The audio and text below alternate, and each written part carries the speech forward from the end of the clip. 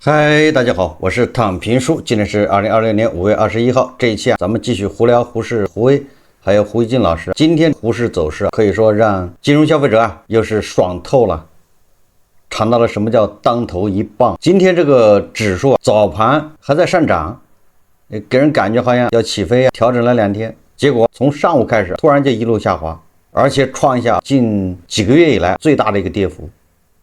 截至收盤，三大指數均跌超2%，這是很罕見的。截至收盤，上證指數跌2.04%，跌破了4100點。看這個 K 線，這4000點都很難保住。深圳成指跌了2.07%，北證50跌了1.89%。這科創指數從漲3%到跌3%。這個波動非常大呀，可以說今天是非常刺激啊。那今天也是放量暴跌，成交量突破了3.5萬億，比昨天多了將近6000億，這可以說叫放量暴跌。為什麼會出現這走勢？我看了一下，這個券商股、銀行股居然還在往上拉，也就是主力動用了這個銀行股，想穩住指數啊，但奈何穩不住。我看這個建行漲了2%，創歷史新高，也就是主力也是盡力了，奈何擋不住這些人在跑，也不知道誰在跑。3.5萬億成交，放量下跌，4773家待漲，695家是上漲的。我看了一下，今天這個基本上普遍跌幅都在3%以上，這個中位數應該是在3%，一半的股票跌幅是3%以上。你的股票如果跌了2%，那算是走得不錯的，走得很穩健。也有多少金融消費者漲的時候沒他的份兒，跌的時候他比誰跌得都快。我看了幾個股票，有什麼上海建工，還有萬科又在創新低，茅台股份也在創近期新低。當然它跌的不多，也就是说人家大跌它小跌，人家大漲它不漲，就這麼個走勢。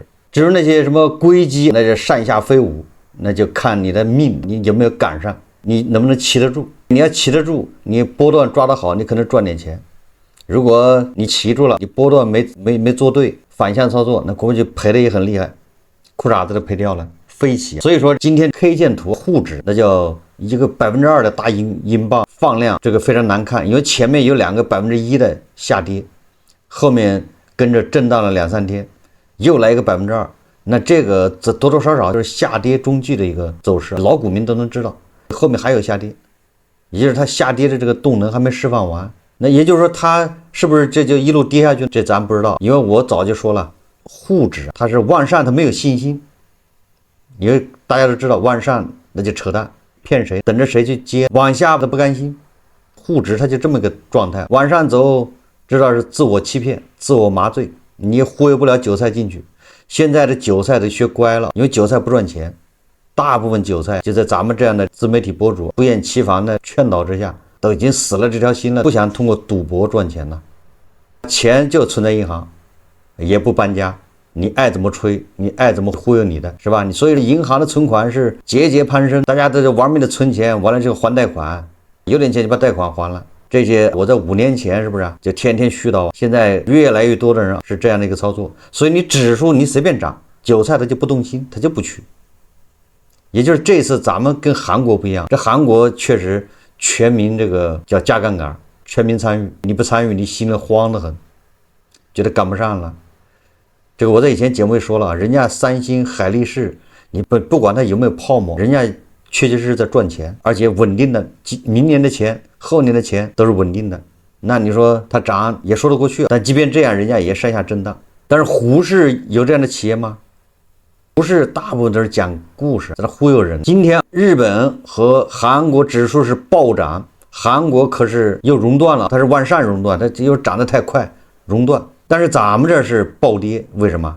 所以說還是基本面不一樣，美西方日韓他們還是叫崩潰式上漲，咱們是叫清場式遥遙領先式下跌。說來說去還是底子不一樣，基礎不一樣。有人說胡適為什麼下跌，原因又找到美國去了，說美國新的美联儲主席沃什是吧？那哥們不打算降息還要加息，這是預測說年底還要加息，美元流动性就在下降。但是我們胡適歷來要走獨立行情，什麼時候被美帝拿捏？美帝加息、美帝減息關我們屁事，對不对？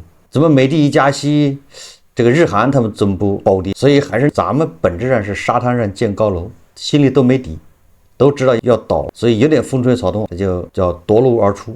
今天主力虽然啟動了券商板塊還銀行板塊，但是無濟於事。我在以前应該在1個星期以前，我說這個就是第一根大陰線的時候，我說恐怕好要震盪個1個月，差有可能直接就下去。目前看它是奔差的走，我以為它在4000點、4100點，它要震盪個1個月，再選方向，要消化。但是今天這個走勢很有可能它就直接下去了，4000點下面晃蕩去了。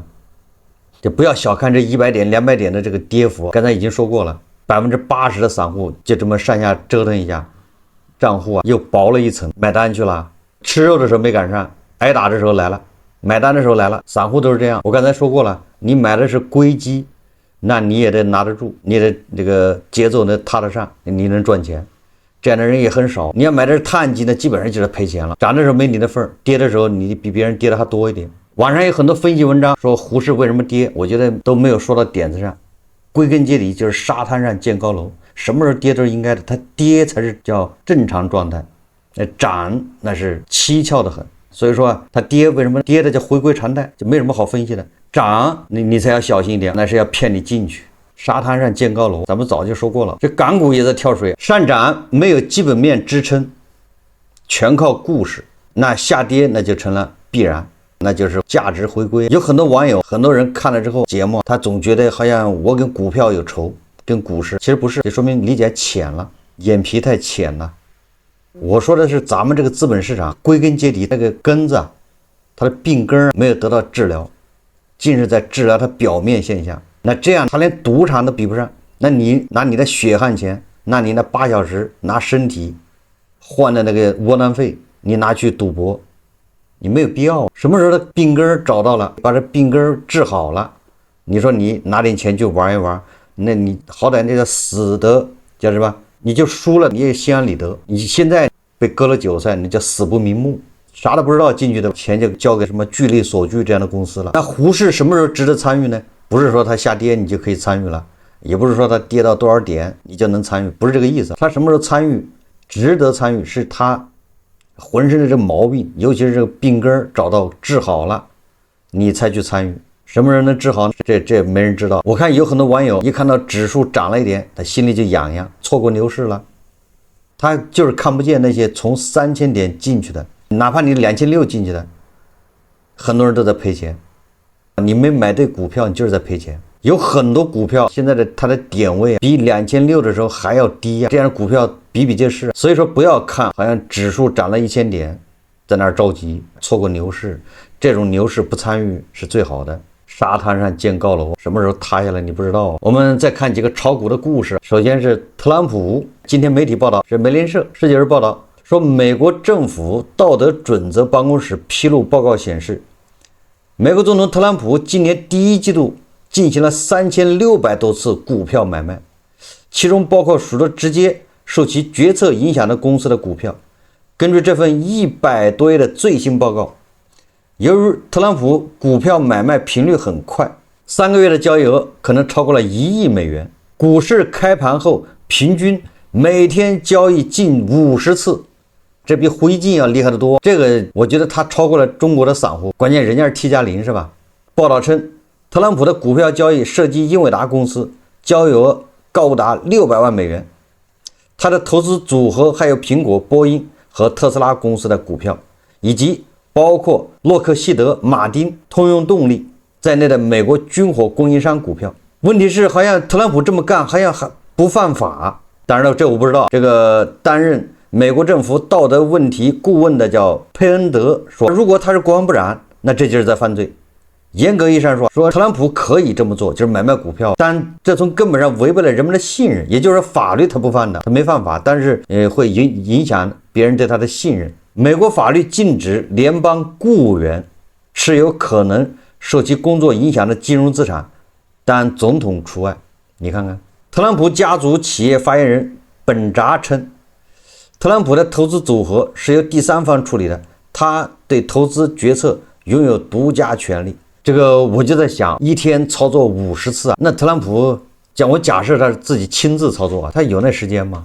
一天操作50次，那你盯盤買賣完了之後，關鍵的是特朗普他每天晚上還發30多個、40個微博 X 那個真相社交帖子還轉發，完了之後他有 AI， 他 AI 還 P 圖啊，他哪有那麼多時間？所以說我覺得挺奇怪的。當然有可能他這個股票賬戶有別人在幫他打理，不是他親自的操作。親自操作能有這麼多時間嗎？每天還有記者招待會，是不是？還要開會，還要打高爾夫。是特朗普這麼一個大散戶，當然了，他這上面沒說特朗普是賺了還是賠了。我感覺可能是應該是賺了，因為這麼長时間英偉達都是漲的，对不对？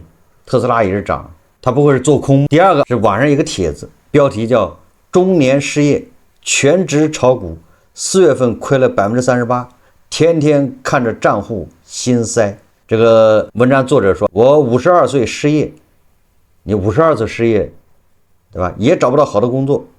工資低的工作又不願意做，最主要原因上有老人需要照顧，還得照顧小孩。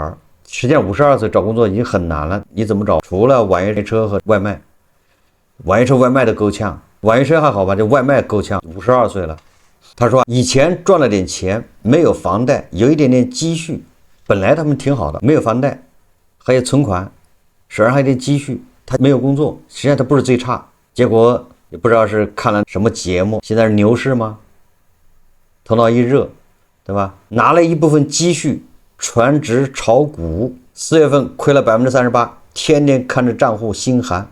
炒股之前也做足了準備工作，買了課程，學了技術，自己也模擬盤操作過，實盤虧得一塌糊塗，心態崩了。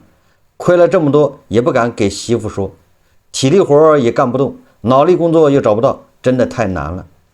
所以我在以前節目一直都不厭其煩的介紹，失業不是最慘，失業就是哪裡打倒哪裡跌倒哪裡睡一會兒。失業最慘的是失業之後拿着錢去亂投資，像個無頭蒼蠅一樣去加盟奶茶店、加盟火鍋店、去炒股，這才是叫悲劇的根源。有很多人不理解這一點，其實失業不是你人生的低點，你的人生低點是失業之後亂動、盲動。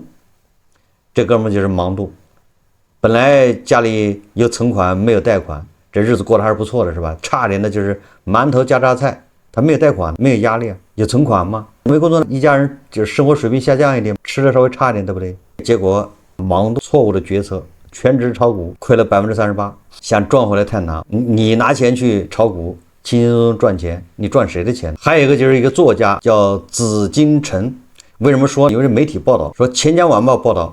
熱播劇什麼低智商犯罪原著作者紫金陳在採訪時透露其股票收益率，這2年30%還是有賺到的，但他強調炒股只是副業，股市的收益遠不及寫出一個好故事帶來的滿足感。說紫金陳炒股近20年，大學期間他從一本二手的證券投資學開始接觸股市，畢業2年後便靠兼職寫稿和炒股收益，在杭州買下第一套房。面對投資者的嘲弄，就是他說2年收益30%，你說你2年收益300%，照樣有人說你不行。這個抖音社交媒體就是這樣，你哪怕你說你是巴菲特，那照樣下面還有人嘲笑你说你水平一般，收益率畢竟太低，所以說都這樣。所以這哥們他本來他恐怕覺得自己2年30%收益還是不錯的，結果在網上投資者的嘲笑他。面對投資者的嘲弄，紫金陳表示，我迄今主業寫作和炒股收益差不多對半開。他說的這些真假難辨，我只想說什麼，建議大家不要學他，因為你學不了。他說他這2年有30%的收益，也不知道他怎麼算的，他也不給你看他賬戶，對吧？那前幾年賺了還是賠了也不知道，對不對？搞不清楚。所以這些很有可能他接受媒體採訪的時候都是有選擇性的对外宣布，到底是收益怎麼樣？我記得他以前炒這個萬科，不是褲衩子都賠掉了嗎？褲衩子都賠飛了。那現在我記得他以前是滿倉是吧？全倉萬科還是什麼重倉萬科是吧？萬科夠慘了，我看最高是從34.6塊，萬科啊最高點是34.6塊，現在是3.4毛6，跌了10倍了，小数點往前移了一下，也沒什麼，從34.6现在是3.46，就挪了一下小数点。你要是持有这只股票，你那個賬戶縮水10倍。為什麼說大家不要學它？第一個就是它這個到底30%怎麼算的，誰也不知道。第二個，它比80%、90%人都厲害在什麼地方？它有額外收入，這邊股市啊，他不知道多少錢買，那邊他每天他寫作源源不斷的有收入，每年都有收入。他如果這邊被套，他有錢去補倉。這就像胡一金老師一樣的，人家抗風險能力非常強，拿70萬在胡市炒，人家無所謂，就是全賠了他也不在乎，何況他也賠不了。如果跌得太狠了，他那私房錢再拿点去補倉，因為他自媒体收入，他去外面活动，人家多少給他点車馬費、出場費，參加活動、參加反彈，完了之後寫微博，對不對？拍視頻，完了之後他退休金2萬多，人家手上有源源不斷的現金進来，他可以源源不断的選擇去補倉，那這樣他容易翻身，这就是或者他相对別人來說啊，他更容易解套。你把你的什麼違約金、什麼補償金、什麼賠償金，把你裁掉的那賠償金拿來炒股，你這不是作嗎？你後面有沒有後援部隊，对不對？你又賺不到錢。紫禁城人家寫一部小說就多少錢，比他炒股賺的多得多，你知道吧？完了這個錢，你股票那邊被套，他可以加倉，你拿什麼錢加倉？你只能給其他股把他一借錢，完了之後在銀行各種貸款擼的槓桿越擼越高，你加倉越加你越慘，再來個跌停，你这褲衩子都沒了，賠飛了。也就是說，紫禁城人家炒股，人家可以在不加槓桿的情況下，人家可以加倉補倉，你能不能做不到？今天胡市暴跌，估計抖音上面又是哀嚎聲一片。那本來前幾天就好多人就賠錢了，2個大英鎊子下來，很多人都已經賠了20%、30%了。在今天2%這個大英鎊子一下，很多網友估計死的心都有了。今天晚上吃什麼都不香了。我們看看胡一金老師啊，胡一金老師吃什麼都不香，所以乾脆他就吃螺蛳粉。胡一金老師他說啊，來廣西得吃碗螺螄粉，大半夜12點多，這家店好熱鬧，這麼大碗螺螄粉。料很足，16元，你看看料還很足，16塊錢。反正螺螄粉我沒吃過，我大概聽說過，味兒真足啊。說不知道全國有多少家麵館，12點多了還這麼有人氣。只是我在北京吃的螺螄粉好像長得不是這樣，你北京吃的螺螄粉是改良版了，味兒就沒那麼足了。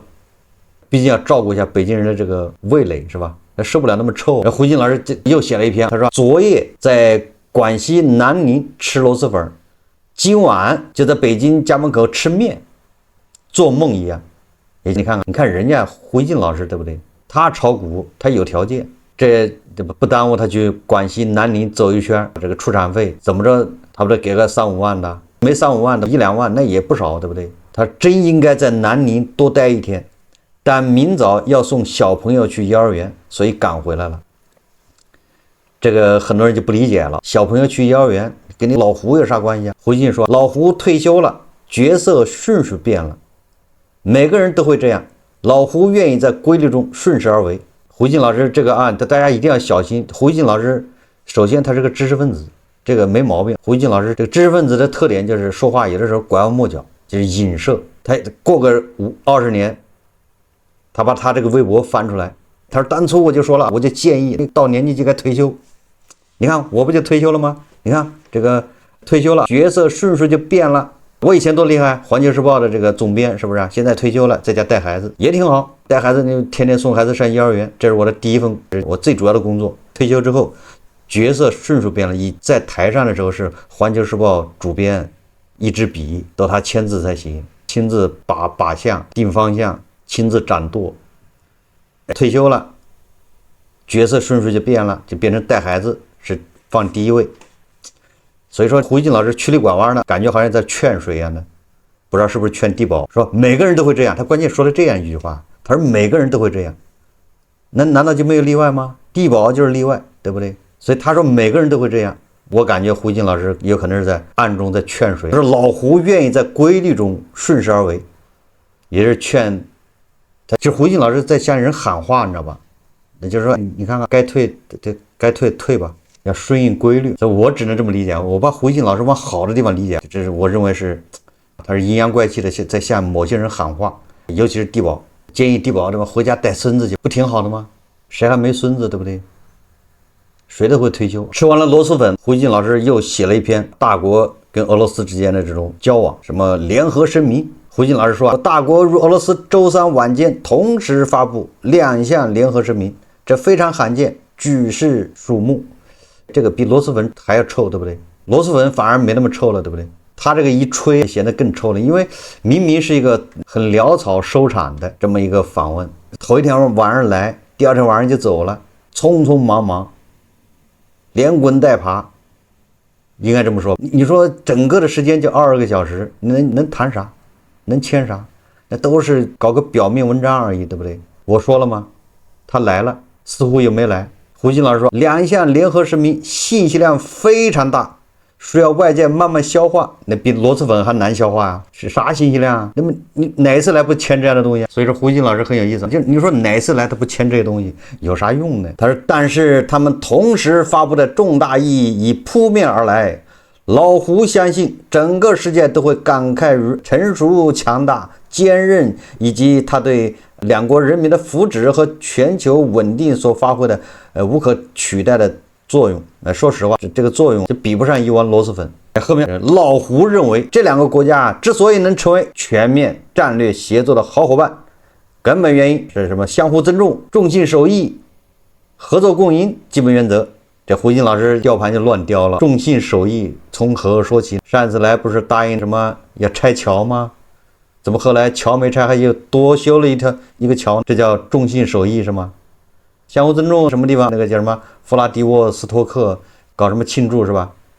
還讓你們那個小孩去在那兒表演慶祝，這叫殺人誅心是吧？把你的地方搶了，完了讓你去祝賀，讓你的後代去祝賀，這叫相互尊重。這胡錫進老師他的理解，合作共贏，這就更是胡扯了。有啥合作共贏的？這個董王帶來的是10幾個是吧？這人家都是商業巨頭，做生意合作共贏。地保帶來的是高官，因為這大額盛產高官是吧？美的盛產資本家，沒辦法。總之，老胡對精神父親怎麼誇都不算過分，就這意思。在老胡看來，戰略合作已經沉澱為兩國各自國家利益有深度的一部分，兩國都不再把這樣的關係當作一個選項，而視其為國家對外戰略的現實出發點之一。胡錫進老師說，美國和歐洲國家關係很緊密，但他們彼此不平等，有主僕關係的味道，而且經常你虧我賺的算賬。美歐之間打貿易戰，明天因為地緣政治相互指責。你看看大國和俄羅斯永遠是合作協調，在重大國際問題上共進退。這胡錫進老師真的好有意思啊！就是美國和歐洲你虧我賺算賬的不正常嗎？大國和俄羅斯不也算賬嗎？不算賬，天然氣管道不就你要不算賬早就修完了，為什麼修不了呢？不就算賬嗎？這胡錫進老師很有意思，胡錫進老師到現在為止認為兩個國家交往就是叫什麼？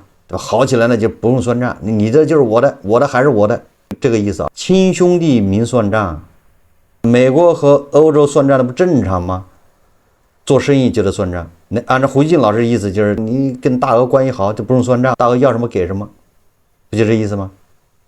要土地給他土地，這就是胡錫進老師潛台詞。胡錫進老師最後說，不能不說，所謂盟國都是不平等的東西，利益向盟主國家傾斜。他說，新型大國關係代表着國際關係的未來，預示着新潮流。他的確不愧被稱為新型大國關係的典範。我倒是覺得這個朗子啊，急缺胡錫進老師這樣的人才，應該把胡錫進老師引進過去，讓胡錫進老師每天寫個4篇這樣的文章，怎麼樣把對美這個鬥爭中不利描寫成100%的勝利。不能不說，胡錫進老師這篇誇俄爹的文章比那個螺螄粉味兒還足。好，這期節目我們就聊到這裡，感謝大家收看。如果喜歡我的節目，歡迎訂閱轉發，也可以在下方留言評論，謝謝大家。